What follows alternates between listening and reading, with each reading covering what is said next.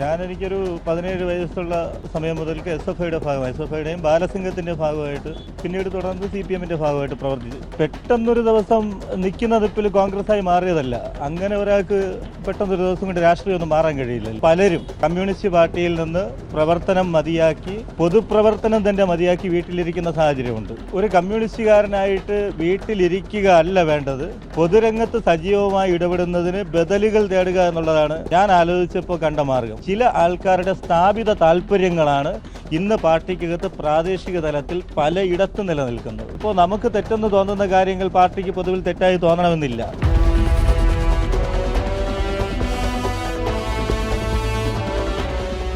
നമസ്കാരം.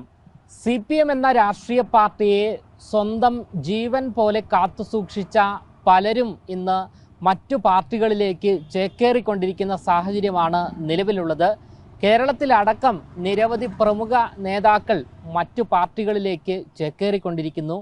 ചെറിയ അണികൾ മുതൽ മുതിർന്ന നേതാക്കൾ വരെ ഇത്തരത്തിൽ വലിയ രീതിയിൽ പാർട്ടി വിടുന്നു, അല്ലെങ്കിൽ സ്വതന്ത്രരായി മത്സരിക്കുന്ന കാഴ്ചകളാണ് നമുക്ക് കാണുവാൻ സാധിക്കുന്നത്. നമുക്കിപ്പോൾ തിരുവനന്തപുരത്ത് നിന്നും വിതുരയിലുള്ള ഒരു CPM നേതാവ് നിലവിലിപ്പോൾ കോൺഗ്രസ്സിലേക്ക് ചേക്കേറിയിരിക്കുകയാണ്. എന്തായാലും കോളേജ് കാലഘട്ടം മുതൽ അദ്ദേഹം CPM നേതാവായിരുന്നു. ബ്രാഞ്ച് സെക്രട്ടറി മുതൽ നിരവധി പദവികൾ അലങ്കരിച്ച് നിലവിലിപ്പോൾ കോൺഗ്രസ്സിലേക്ക് ചേക്കേറിയിരിക്കുകയാണ്. വേറെ ആരുമല്ല, വിതുരയിലുള്ള CPM നേതാവായ ഷാഹുൽനാഥ് അലിഖാനാണ്. അദ്ദേഹം തന്നെ ഇപ്പോൾ മറുനാടിനൊപ്പം ചേരുകയാണ്. ഷാഹുലെ, എത്ര വർഷം CPMൽ ഉണ്ടായി? എനിക്കൊരു 17 വയസ്സുള്ള സമയം മുതൽക്ക് SFIയുടെ ഭാഗമായി SFIയുടെയും ബാലസംഘത്തിൻ്റെ ഭാഗമായിട്ട് പിന്നീട് തുടർന്ന് CPMൻ്റെ ഭാഗമായിട്ട് ഇതുവരെയും പ്രവർത്തിച്ചു വരികയാണ്. എന്തുകൊണ്ടാണ് CPMലേക്ക് വരാനുള്ള കാരണം? CPMൽ വരാനുള്ള കാരണം, ഞങ്ങൾ വിദ്യാർത്ഥിയായിരിക്കുന്ന സമയത്ത് യൂണിവേഴ്സിറ്റി കോളേജിലാണ് പഠിച്ചത്. അവിടെ SFIയുടെ ഭാരവാഹിയായിരുന്നു, കോളേജ് യൂണിയൻ ജനറൽ സെക്രട്ടറി ആയിരുന്നു. അങ്ങനെ അതിൻ്റെ തുടർച്ചയായിട്ട് CPMൻ്റെ ഭാഗമായതാണ്. 20 വർഷത്തിലധികം 20 ഏതാണ്ട് അത്രയും. പെട്ടെന്നൊരു ദിവസമാണ് കോൺഗ്രസ്സുകാരനായി മാറുന്നത്. എന്തുകൊണ്ടാണ് കോൺഗ്രസ്സിലേക്കുള്ള വരാനുള്ള കാരണം? അല്ല, പെട്ടെന്നൊരു ദിവസം നിൽക്കുന്ന നിപ്പിൽ കോൺഗ്രസ്സായി മാറിയതല്ല. അങ്ങനെ ഒരാൾക്ക് പെട്ടെന്നൊരു ദിവസം കൊണ്ട് രാഷ്ട്രീയമൊന്നും മാറാൻ കഴിയില്ലല്ലേ. ഇത് കഴിഞ്ഞ കുറേ നാളുകളായി ഞങ്ങളുടെ പ്രദേശത്ത് വിതുരയിൽ അവിടുത്തെ CPIMന് നേതൃത്വം കൊടുക്കുന്ന ആൾക്കാർക്കിടയിലുള്ള ശക്തമായ വിഭാഗീയത, പാർട്ടിയുടെ താല്പര്യങ്ങളൊന്നും നോക്കാതെ സ്വന്തം വ്യക്തിപരമായ താല്പര്യങ്ങളെ മാത്രം മുൻനിർത്തി പാർട്ടിക്കകത്ത് അധികാരവും അതിൻ്റെ ഭാഗമായി സ്ഥാനമാനങ്ങളും ഉറപ്പിക്കാൻ വേണ്ടി ചില നേതാക്കന്മാർ ബോധപൂർവ്വം സൃഷ്ടിച്ചെടുത്ത വിഭാഗീയത.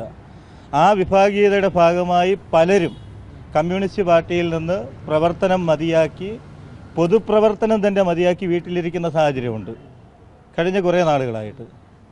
അപ്പോൾ അങ്ങനെ ഒരു കമ്മ്യൂണിസ്റ്റുകാരനായിട്ട് വീട്ടിലിരിക്കുക അല്ല വേണ്ടത്, പൊതുരംഗത്ത് സജീവമായി ഇടപെടുന്നതിന് ബദലുകൾ തേടുക എന്നുള്ളതാണ് ഞാൻ ആലോചിച്ചപ്പോൾ കണ്ട മാർഗം. അതിൻ്റെ ഭാഗമായി കഴിഞ്ഞ 2-3 വർഷമായി CPMലെ വിഭാഗീയതയിൽ മനംനൊന്തുകൊണ്ട് തന്നെയാണ് ഏറ്റവും ഒടുവിൽ ഇത്തരത്തിലൊരു തീരുമാനമെടുത്തത്. ഒരു കമ്മ്യൂണിസ്റ്റുകാരനെ സംബന്ധിച്ചിടത്തോളം സ്വന്തം രാഷ്ട്രീയ ഭൂതകാലം നിരാകരിക്കുക എന്ന് പറയുന്നത് ഏറ്റവും വിഷമകരമായൊരു കാര്യമാണ്.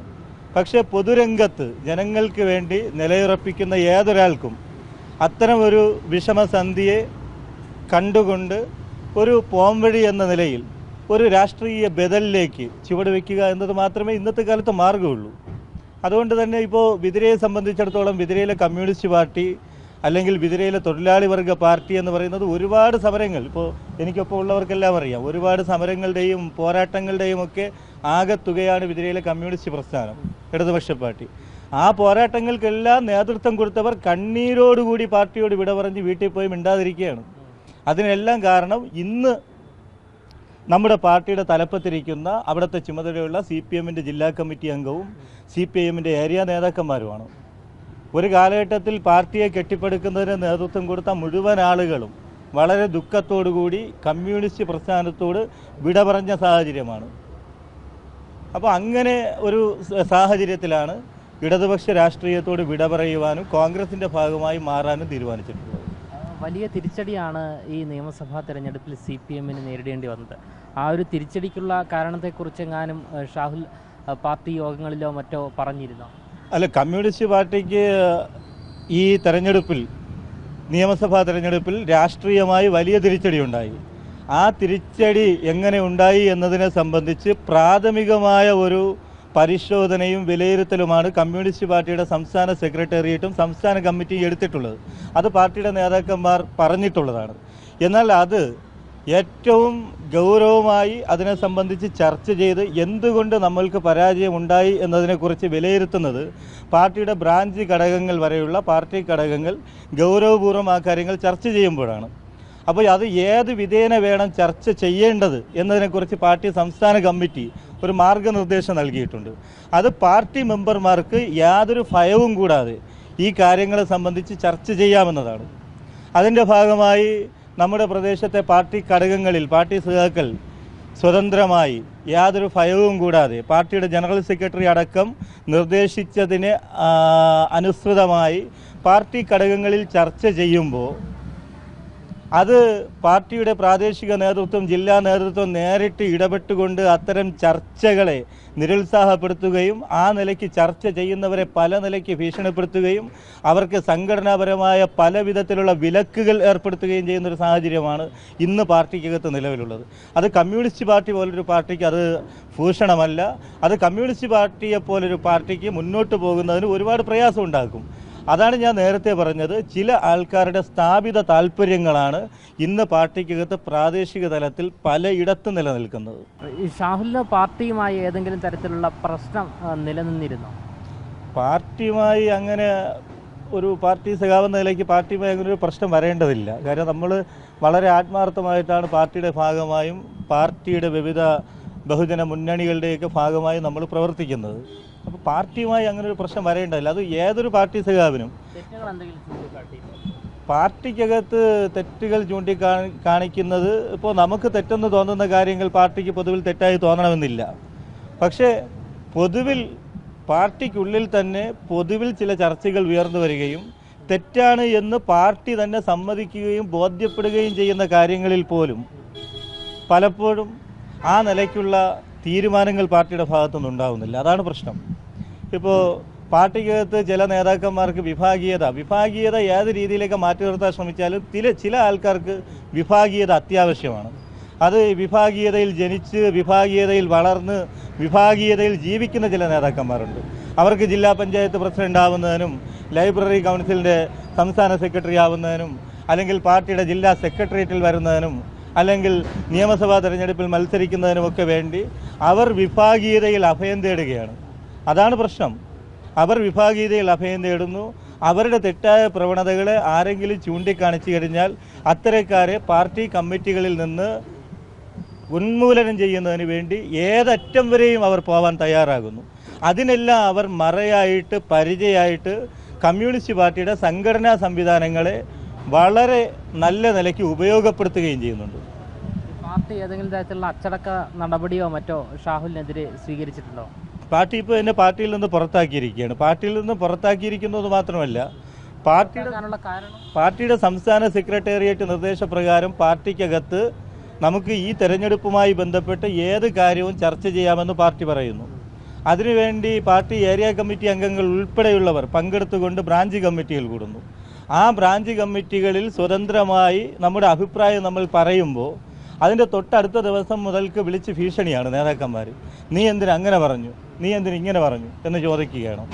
അപ്പോൾ അതിനർത്ഥമെന്ന് പറയുന്നത് പിന്നീട് ആ പാർട്ടിയിൽ തുടരാനാവില്ല എന്ന് തന്നെയാണ്. ഒരാൾക്ക് ആത്മാഭിമാനത്തോടു കൂടെ അല്ലെങ്കിൽ സ്വതന്ത്രമായി സത്യസന്ധമായി പാർട്ടിക്കകത്ത് നിലപാട് പറഞ്ഞ് നമ്മുടെ പ്രവർത്തിച്ച് മുന്നേറുവാൻ അവസരമില്ല എങ്കിൽ പിന്നെ അതിന് കമ്മ്യൂണിസ്റ്റ് പാർട്ടി എന്ന് പറയുന്നതിൽ അർത്ഥമില്ല എന്നാണ് ഞാൻ മനസ്സിലാക്കുന്നത്. അതിൻ്റെ അടിസ്ഥാനത്തിൽ പാർട്ടിയിൽ പറഞ്ഞ കാര്യങ്ങൾ എന്തിനങ്ങനെ പറഞ്ഞു, അങ്ങനെ പറയേണ്ട കാര്യമുണ്ടോ, അതിൻ്റെ ആവശ്യമില്ല, വരട്ടെ നോക്കാം എന്നുള്ള നിലയ്ക്ക് ഭീഷണിപ്പെടുത്തുമ്പോൾ സ്വാഭാവികമായും നമുക്ക് കാര്യങ്ങൾ പരസ്യമായി പറയേണ്ടി വരും. അതിന് സോഷ്യൽ മീഡിയ പ്ലാറ്റ്ഫോമുകൾ ഉപയോഗപ്പെടുത്തേണ്ടി വരും.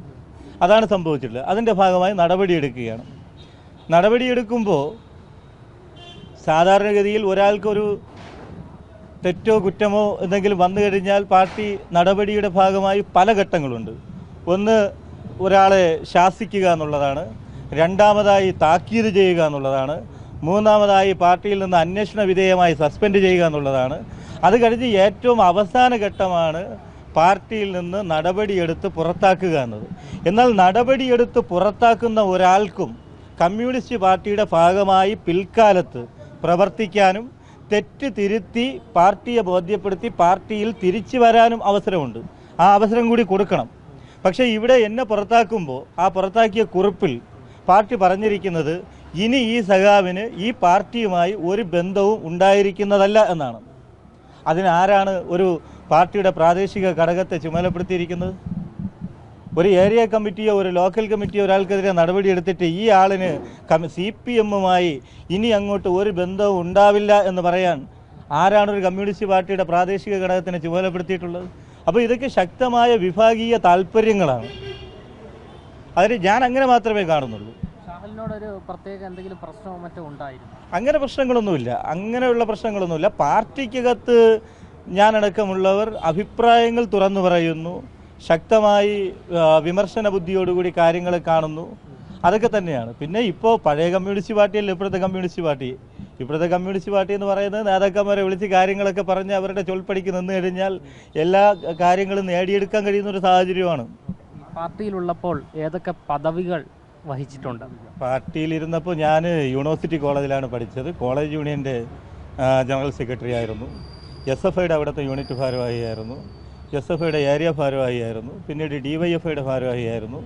പിന്നീട് വളരെ നേരത്തെ തന്നെ പാർട്ടിയുടെ ലോക്കൽ കമ്മിറ്റി അംഗമായിരുന്നു. ഗ്രാമപഞ്ചായത്ത് മെമ്പറും ഗ്രാമപഞ്ചായത്തിൻ്റെ സ്റ്റാൻഡിംഗ് കമ്മിറ്റി ചെയർമാനുമായിരുന്നു. അപ്പോൾ ആ നിലയ്ക്കൊക്കെ ആത്മാർത്ഥമായി തന്നെയാണ് പാർട്ടിയിൽ ഇടപെട്ടിട്ടുള്ളത്. പക്ഷെ പാർട്ടിയിൽ സമീപകാലത്ത് ഞാൻ നേരത്തെ സൂചിപ്പിച്ച പോലെ നമ്മുടെ സംസ്ഥാന ലൈബ്രറി കൗൺസിലിൻ്റെ സെക്രട്ടറിയുള്ള സഖാവ് VK മധു, അദ്ദേഹം പാർട്ടിയുടെ അദ്ദേഹത്തിനെതിരെ പാർട്ടി നടപടിയെടുത്തിട്ടുണ്ട്. ഇക്കഴിഞ്ഞ നിയമസഭാ തെരഞ്ഞെടുപ്പ് കഴിഞ്ഞതിൻ്റെ തൊട്ട് മുമ്പത്തെ നിയമസഭാ തെരഞ്ഞെടുപ്പിൽ CPM സ്ഥാനാർത്ഥിയെ തീരുമാനിക്കുന്നതിന് മുമ്പ് അദ്ദേഹം സ്വയം സ്ഥാനാർത്ഥിയായി. സ്ഥാനാർത്ഥിയെ തീരുമാനിക്കും മുമ്പ് അദ്ദേഹം വോട്ടർ പട്ടികയിൽ പേര് ചേർക്കുന്നതിന് വേണ്ടി ബൂത്ത് സെക്രട്ടറിമാർക്ക് പൈസ വരെ കൊടുത്തു. നേരത്തെ തന്നെ പോസ്റ്റർ അടിച്ചു വെച്ചു. എന്നിട്ട് അദ്ദേഹം സ്ഥാനാർത്ഥി ആയില്ല. സ്ഥാനാർത്ഥി ആവാതെ വന്നപ്പോൾ നിലവിലെ സ്ഥാനാർത്ഥിയായിട്ടുള്ള ഇപ്പോഴത്തെ അവിടുത്തെ MLAയെ തോൽപ്പിക്കുന്നതിന് വേണ്ടി നല്ല നിലയ്ക്ക് പരിശ്രമിച്ചു. അത് പാർട്ടി അന്വേഷിച്ച ശേഷം അദ്ദേഹത്തിനെതിരെ പാർട്ടി നടപടി സ്വീകരിച്ചു. ജില്ലാ സെക്രട്ടേറിയറ്റിൽ നിന്ന് അദ്ദേഹത്തെ ജില്ലാ കമ്മിറ്റിയിലേക്ക് തരം താഴ്ത്തി. അദ്ദേഹമാണ് ഇപ്പോൾ വിതിരയിലെ CPM-ന് നേതൃത്വം കൊടുക്കുന്നത്. പിന്നെ എങ്ങനെയായിരിക്കും? ഇനി അങ്ങോട്ട് കോൺഗ്രസിനൊപ്പമാണ്, ഏറെ പ്രതീക്ഷയാണോ? നമ്മൾ പൊതുരംഗത്ത് നിൽക്കുന്നത് വ്യക്തിപരമായി എന്തെങ്കിലും നേട്ടങ്ങൾ ആർജിക്കുന്നതിനോ ആ നിലയ്ക്ക് വലിയ നമ്മൾ പ്രതീക്ഷ എന്ന് പറയുന്നത് അങ്ങനെയല്ലല്ലോ രാഷ്ട്രീയ പ്രവർത്തനത്തെ കാണേണ്ടത്. രാഷ്ട്രീയത്തിൽ നമുക്ക് പ്രവർത്തിക്കാനും പൊതുരംഗത്ത് ഇടപെട്ട് നിൽക്കാനും ഒരു സ്പേസ് എന്നതിനപ്പുറത്ത് ഞാൻ പൊതുപ്രവർത്തനത്തിൽ പ്രതീക്ഷയോടുകൂടി മുന്നോട്ട് പോകുന്ന ഒരാളല്ല. നമ്മൾ ജനിച്ചു വളർന്ന പ്രദേശം, അവിടെ നമ്മുടെ നാട്ടുകാർ, സുഹൃത്തുക്കൾ, അവർക്കിടയിൽ പൊതുരംഗത്ത് ഇടപെട്ട് നിൽക്കുക എന്നുള്ളത് മാത്രമേ ഉള്ളൂ. അല്ലാതെ ഇപ്പോൾ കോൺഗ്രസിൽ വന്നു കഴിഞ്ഞാൽ ഒരുപാട് സ്ഥാനങ്ങൾ കിട്ടണമെന്നോ അല്ലെങ്കിൽ സ്ഥാനമാനങ്ങൾക്ക് വേണ്ടി ആ വഴിക്ക് മുമ്പോട്ട് പോകണമെന്നോ അങ്ങനെയുള്ള ആഗ്രഹങ്ങളൊന്നും ഉള്ള ആളല്ലേ. അങ്ങനെയല്ല. അങ്ങനെയൊക്കെ ആഗ്രഹങ്ങളുണ്ടെങ്കിൽ നമുക്ക് ആ നിലയ്ക്ക് നിന്നാൽ മതിയല്ലോ. ഏത് പാർട്ടിയാണെങ്കിലും മതിയല്ലോ. അങ്ങനെയൊന്നുമില്ല. നമുക്കൊരു നിലപാടുണ്ട്. നമുക്ക് നമ്മുടെ മുന്നിൽ കാണുന്ന കാര്യങ്ങൾ അത് സത്യമാണെങ്കിൽ സത്യമാണ്, കള്ളമാണെങ്കിൽ കള്ളമാണ്, ശരിയാണെങ്കിൽ ശരി, തെറ്റാണെങ്കിൽ തെറ്റ്, ആ നിലയ്ക്ക് പറഞ്ഞു പോവുക എന്നതാണ് മനുഷ്യത്വപരമായ ഒരു രാഷ്ട്രീയ സമീപനം. അതാണ് എൻ്റെ ഒരു ശൈലിയും രീതിയും. അത് കോൺഗ്രസ് പാർട്ടിക്കകത്ത് നല്ല നിലയ്ക്ക് കൊണ്ടുപോകാനാകും എന്നാണ് ഞാൻ പ്രതീക്ഷിക്കുന്നത്. എന്തായാലും അദ്ദേഹം നമ്മളോട് വ്യക്തമാക്കുന്നത് പാർട്ടിയിലെ വിഭാഗീയത തന്നെയാണ്. അതുകൂടാതെ കാലത്തിനനുസരിച്ച് പാർട്ടിയിൽ ഉണ്ടാകാത്ത മാറ്റങ്ങളെല്ലാം തന്നെ സഖാക്കൾക്കിടയിൽ അസഹിഷ്ണുത പടർത്തുന്നുണ്ട്. ഇതെല്ലാം തന്നെ നിരവധി സഖാക്കളെ പാർട്ടി വിട്ടുപോകുവാൻ കാരണമാക്കുകയും ചെയ്തു. ക്യാമറമാൻ ആഷിഖിനൊപ്പം അമൽ രുദ്ര, മറുനാടൻ മലയാളി, തിരുവനന്തപുരം.